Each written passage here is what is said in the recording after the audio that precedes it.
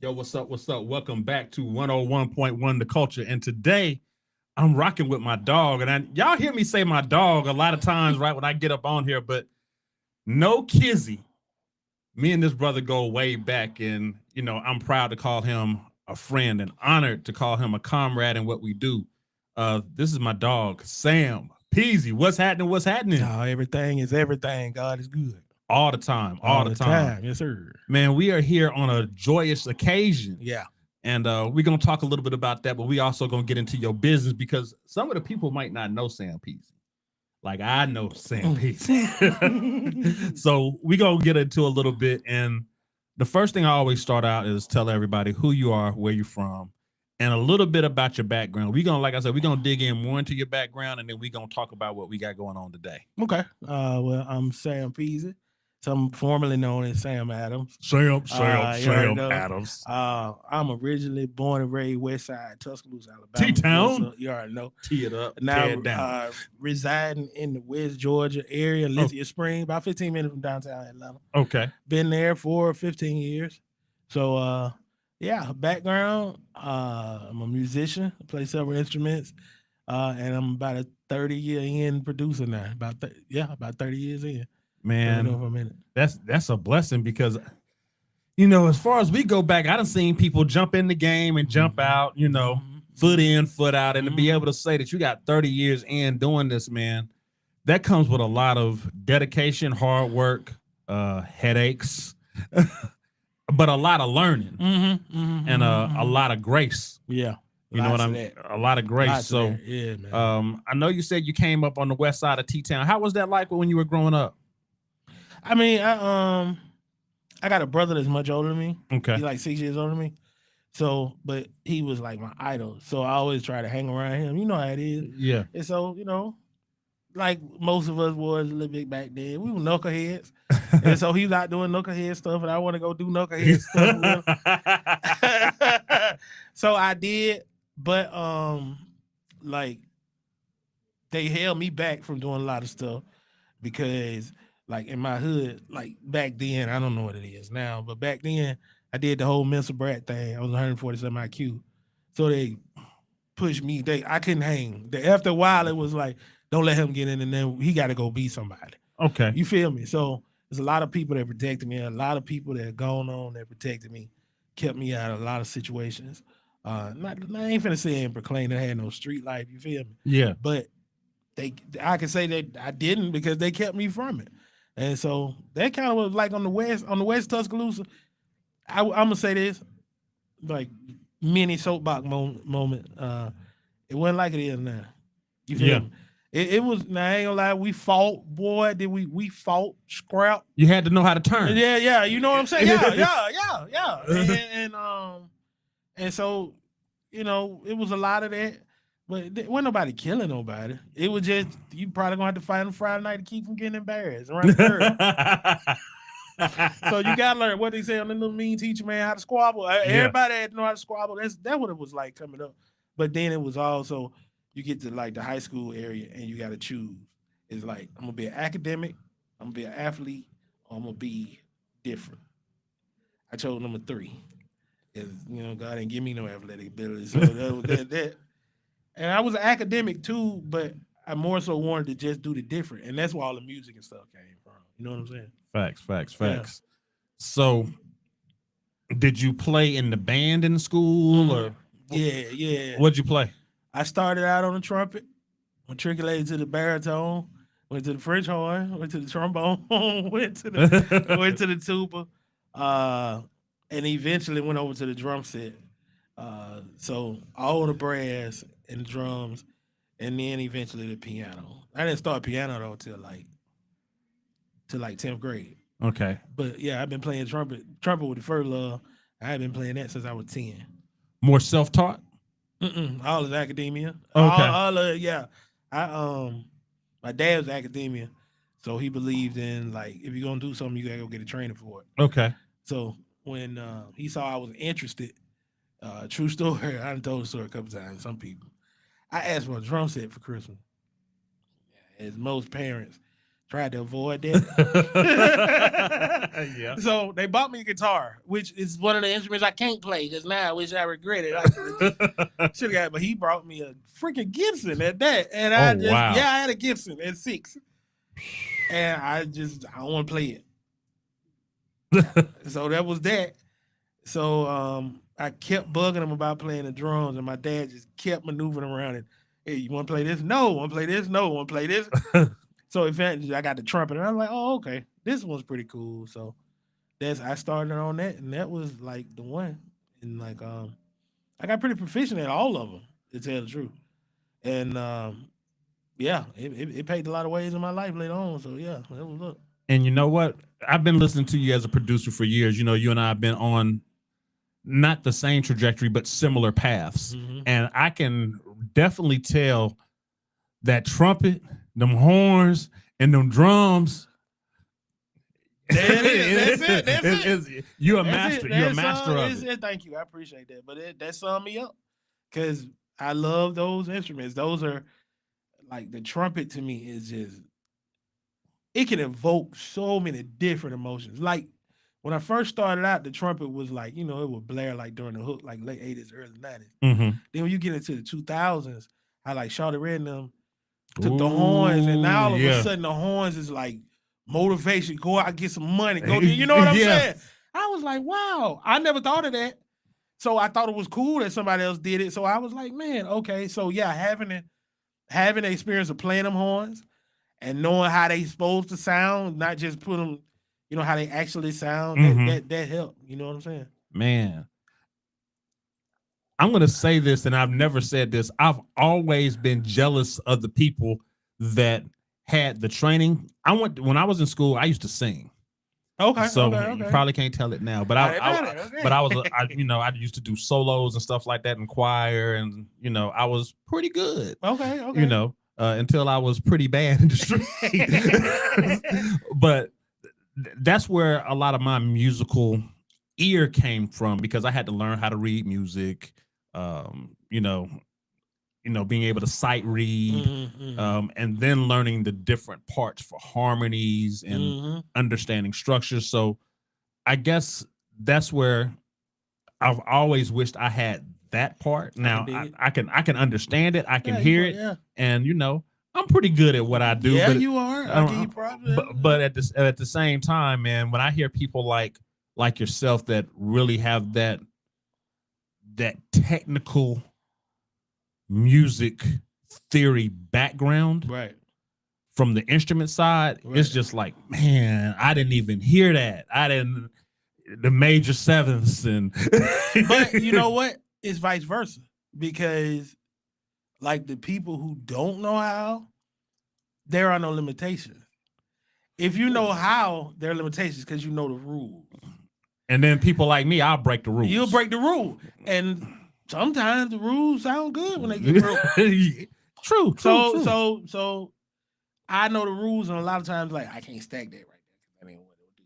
But that sometimes can be. Sometimes it's a limitation.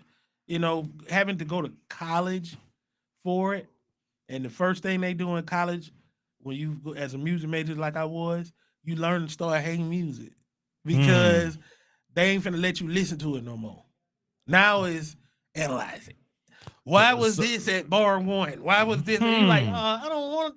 Can I just listen to the music? No. Now you have to break down why. That's the music theory. That's what it is. Why music moves the way it moves. So that kind of made me not like it. Really? Yeah. I mean, like I said, my whole freshman year of college, one of my years, I was freshman like 3 times. But y'all didn't hear that, right? I ain't saying. But my freshman year, I just really got to the point I didn't like music no more. It's nothing against academia. It's just it just beat it out of me. I was like, man, wow, yeah, that's crazy. And we'll have conversations about that, because that's something I didn't know. Oh, okay. For me, I wanted to learn theory, and I never learned it from the instrument side. I learned it vocally, and I understood how songs were built and why certain things were in certain places. So now that I'm older, I'm glad that I know it, But even then, it was like I used to question stuff, and I guess that's why I was a rule breaker, because some stuff they would say, I understand it, but wouldn't it be better if it was this way? Yeah, why can't I? Right, exactly. You know, and I think, you know, just talking about how music has gone from where we came from to where music is now, the kids are breaking the rules. All of them. They breaking all the rules, All right? All of them. You know, I remember I was watching something, they were talking about the 808s is out of tune, and I'm just, but it sound all right. Yeah. It's okay. Yeah. And you know, if they like it, I love it, right? Exactly, But it works, right? Yep. So going a little bit more back to you. So music background, when did you, because not only are you a producer, you're an artist as well. You're a writer, songwriter. When did you start doing the production thing, as far as not just for yourself, but for other people? Yeah, like it's funny you say that, because what we're here today for, day one of the video shoot yesterday, we were back at my parents' house. And my dad just passed a couple years, but it's gonna be 2 years. Sorry for your loss. Oh, thank you. No problem. But may you rest in peace. But he was the first person that listened to me when I said I want to make beats. So my dad, being the academia, like I said, as he was an attorney. So he was like, okay, well, if you're gonna do this, we're gonna do this the right way. And his whole thing was, you're gonna do it like Motown. So, but God rest his soul, the day he asked me, because I was flunking out of college. I too am a college dropout. Okay. But I was flunking out of college, and he said, okay, it's evident you're not taking this serious. And I'm like, no. He was like, but although my GPA in all my music classes was like 4.0, everything else, I didn't care. Trash. I's, WP's, and like worse than them, incomplete, withdrawal pass. You know, I didn't, you know, so you lose your money like that too. Yeah. But so he was like, all right, so that's not it. What do you want to do? And I was like, Dad, I want to be a producer, man. I want to be a rapper. I want to do music. And he was like, all right. And he took me to Mars Music. Ooh, yeah. So if you don't know, back in the day, if you wanted to get studio equipment, you had to go to Mars, right? Music, right? And they had everything before Musician's Friend, before all that. You went to Mars. So he took me from Tuscaloosa up here to Birmingham. We went to Mars Music, and he said, "Now, what do you need?" And at that point, I pointed at that Korg Triton. I was like, I need that. That Triton. He said, that's it. I said, yes, sir. And of course, the guy sold me a stand and all that. I took it home. And I said, the irony is, yesterday we were shooting it at home. Right above where we were shooting is where I started, in the closet of my bedroom. I still, to this day, don't know why I put the keyboard in the closet. And it was dark. I never put the lights on. The only light is that light coming from the train. And I would go in there and just bang them out. I had no clue what I was doing. I just know how I wanted stuff to sound. And that Triton was the sound then too. Look, man, it's just funny because when I heard the Neptune, well after I had, let the Triton go, I was like, come on, man. Because that was everything all factory sounds right out the Triton. Like GM preset. GM so General MIDI. I'm like, come on, dog. So that was it. That's when I decided. That was about 98, 99. I was like, okay. I had been in a group already with Foxnick in college and done all that. But it was, life had started life. And so Cats was finishing college. Again, I didn't. But Cats was finishing college. Cats was getting married. Cats was having kids. So they kind of broke the group up. We can just break up. It just. Life. Yep, life. Life started life. And everybody. So I was stuck there like, okay, I don't got no college degree. I don't got no wife. I don't got no kids. What am I going to do? I'm going to turn this music up. Yep. And I turned it up. And so my dad funded my first project. He funded my whole first project, 1999. It was called Confederate States of America. And I recorded at Bates Brothers Studio right in Hewlettstown, Alabama. Yep. Man, you bringing back some old memories. I'm there, dog. I'm all the way in there. Yeah. So I recorded at Bates Brothers with that train. And that was it. It took off from there. That's what's up. And so you kind of really a lot of people don't know that you kind of molded a sound in T-Town. There are a lot of people doing stuff because you think Right, me right. and KT is cool. Yeah, Kenny yeah, Thomas, yeah. Shout out to KC. KT. Yeah, I'm supposed to me and KT might be getting ready to do something. Okay. He trickling back into the game a little bit. I know we got a record. Okay, that's what's happening. Yeah. Jazz Real.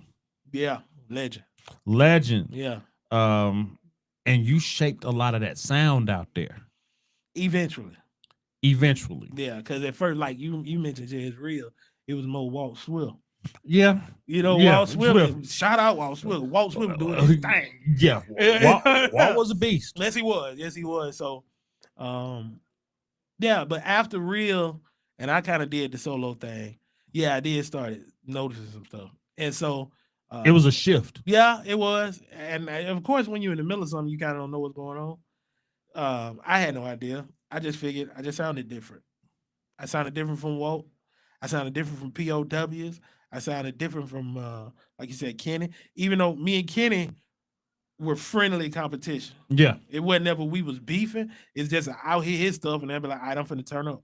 And he said, I heard your stuff and I would turn up. Matter of fact, the sampler he bought was my sampler.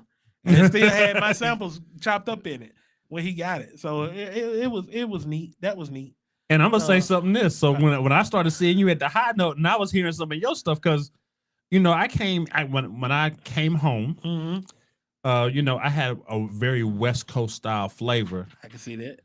And then I started hearing Sam, and I was like, man, I need to.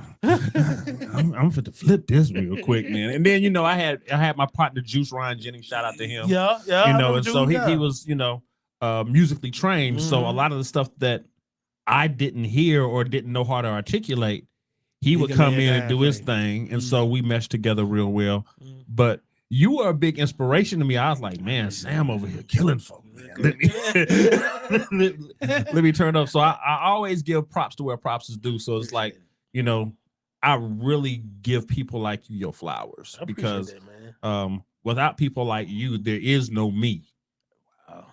You know what I mean? There is no me, because I'm a piece of Sam. Okay.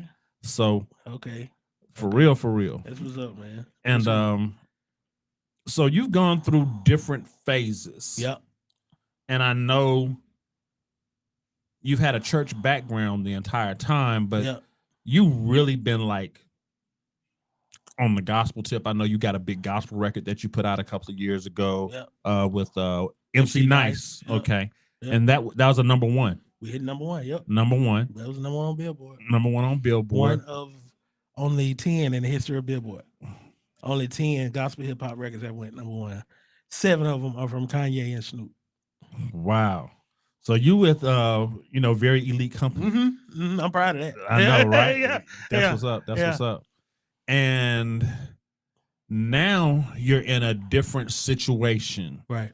Tell us a little bit about what you got going on, how that came about, and kind of why, not just why the interview. I'm just blessed that you're here. But tell us a little bit about how this new project that you got has come about. Well, like I said, Dad passed almost 2 years ago.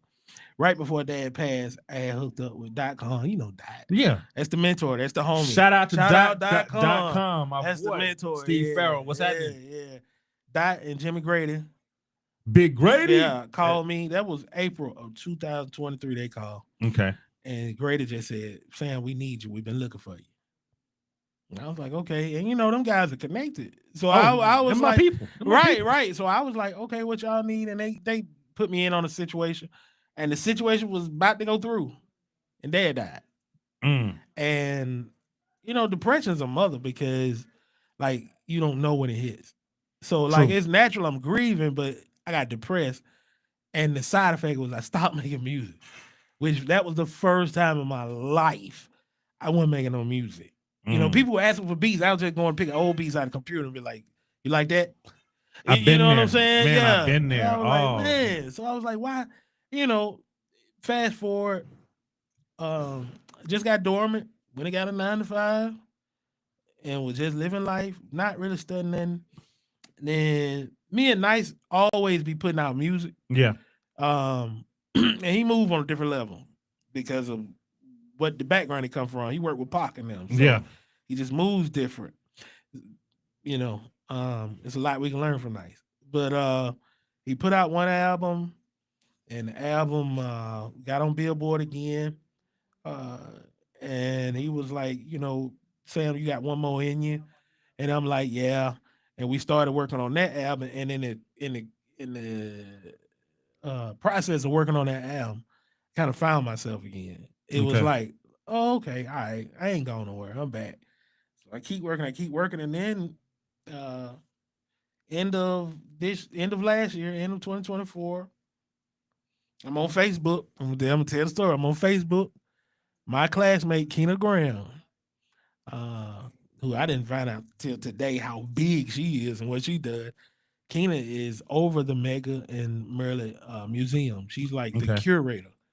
So she over everybody. She everybody boss. I didn't know that till today. Okay. So Keena, I just know that's Keena. That's the homie. Yeah. And she put up some song lyrics, and I was like, ha, LOL in the comments. That'd be a cool song. She comes back and says, why don't you do it? I come back and be like, okay, man. So she comes back again and goes, she DMs me and says, Medgar's 100th birthday is next year, and we would love to have some music for it. You want to do it? Heck yeah, I want to do it. What kind of question? I said, wait a minute. Like, for real, are you serious? She was like, yeah, and the government's going to sponsor it and this. And I'm like, wow. For real? Like, for real, like, what's your PayPal for real? I was like, oh, okay then. Yeah, okay. Yeah. So initially it was, we just want a song for his birthday. That's initially what it was. We want a song. But like I told you, I had just got back and like I'm back. Yeah. The first, so you cooking? Yeah, I'm cooking. I'm cooking. Yeah. When you get in the zone, I'm in the zone. I'm like, all right. I did the first beat, the one we shooting the video for today. That was the first beat. Okay. And I was like, whew. Yeah. I'm in there. I hit her back.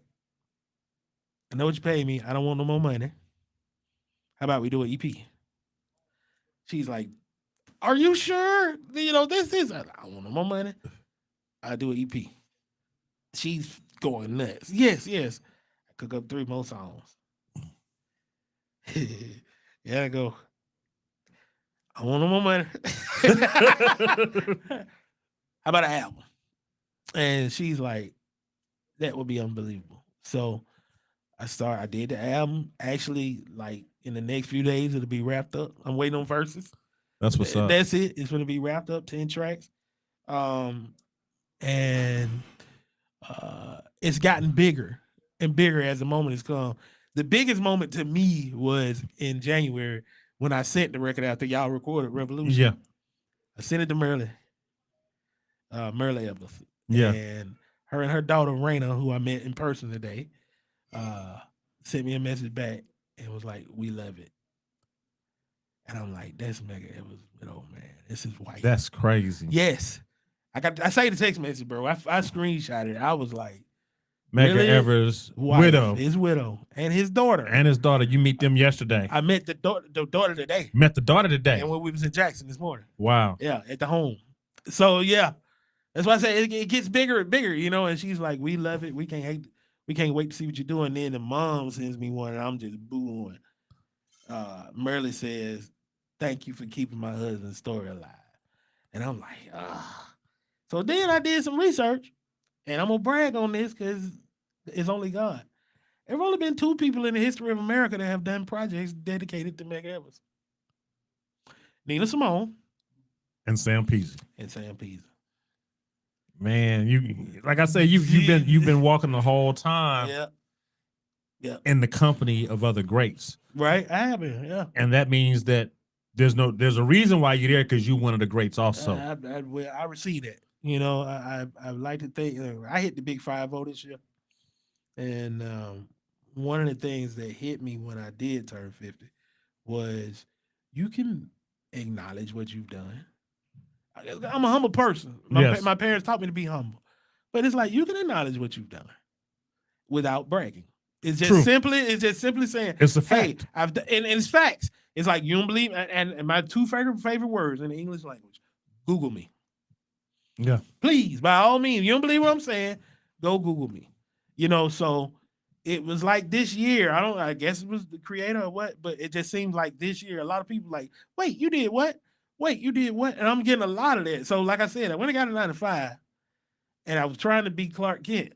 I drive a shuttle van. You know what I'm saying? So in my van, I'm just driving my van, just and it seems like every day now.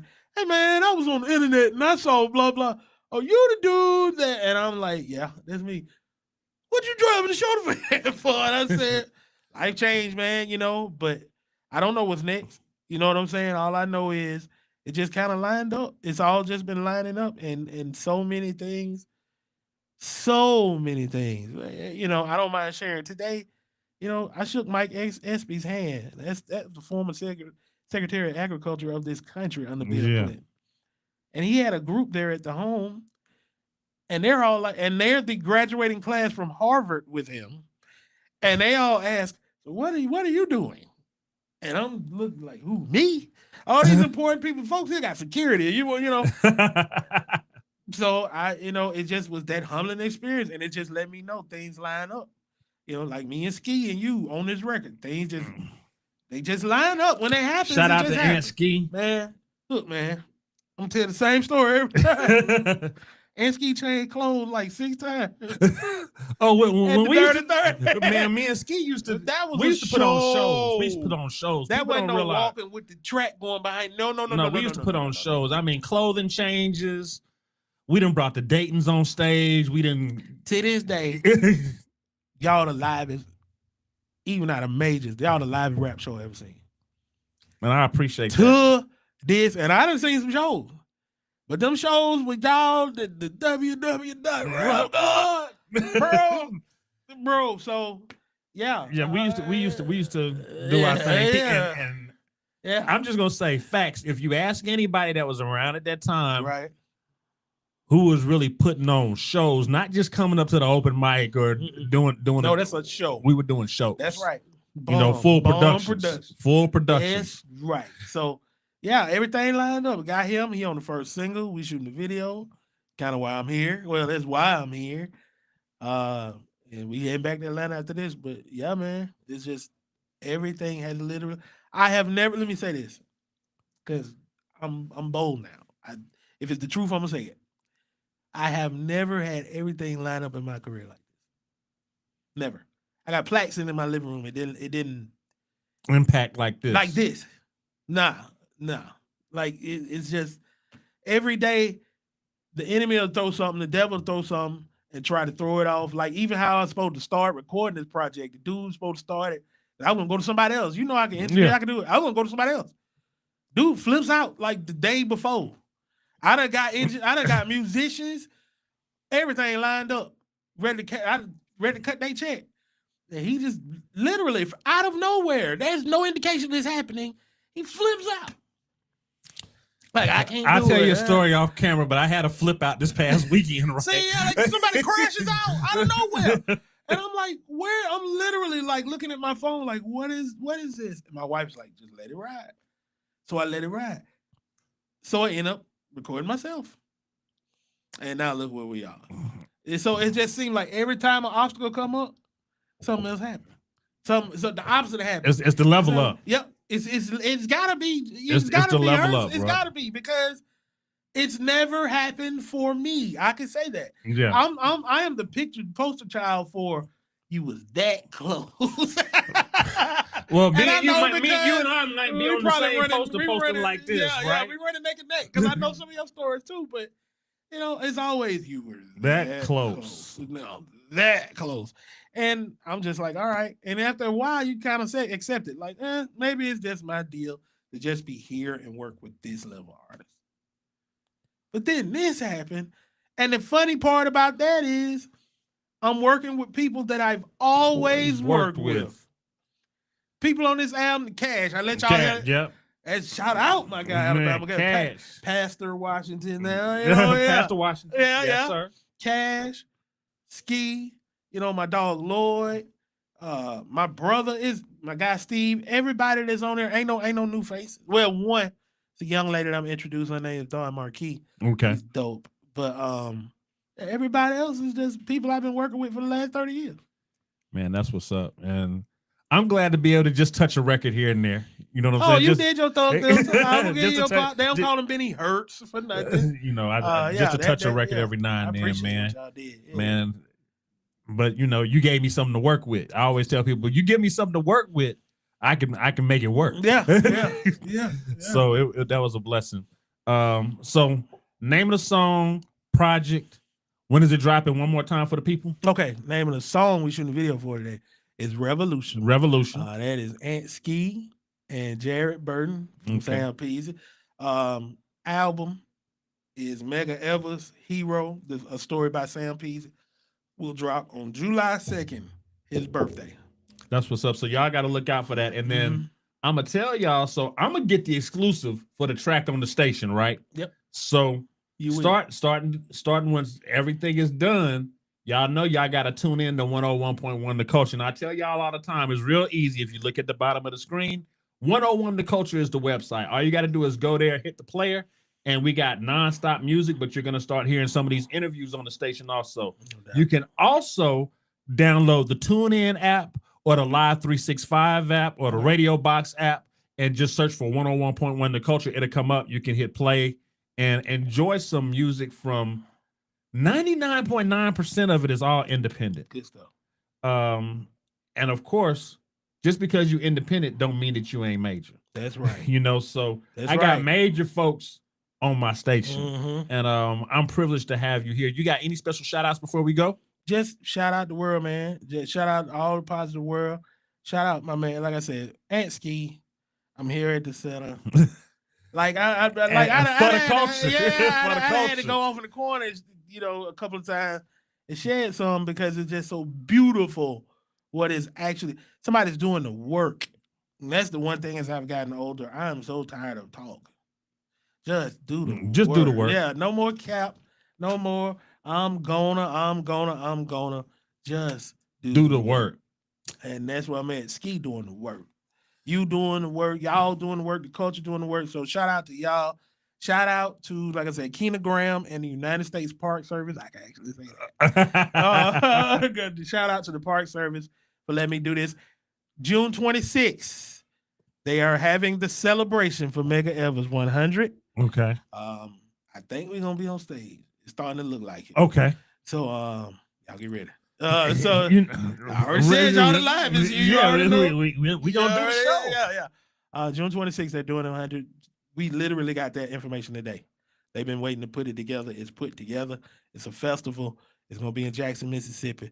Let's do it. Let's do it. It's on. It's gonna be dope. So shout out to them.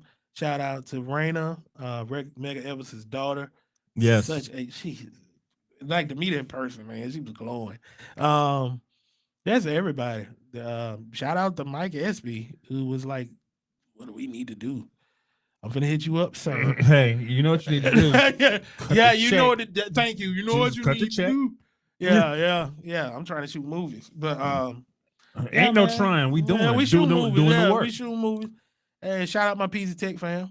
Steve Gray, my wife Selah, and my other guy Shy Boy, Fly Shy. Yeah. That's it, man. I'm just happy. Everybody that was on the album, thank you. And they know who they are. I ain't gonna call names because I forget, but all the artists that was on the album, everybody that had anything to do with anything, from the bottom of my heart, Sam Peezy said thank you. And I thank you, Sam Peezy. Thank you, bro. With that, 101.1 The Culture, we are out of here. Peace.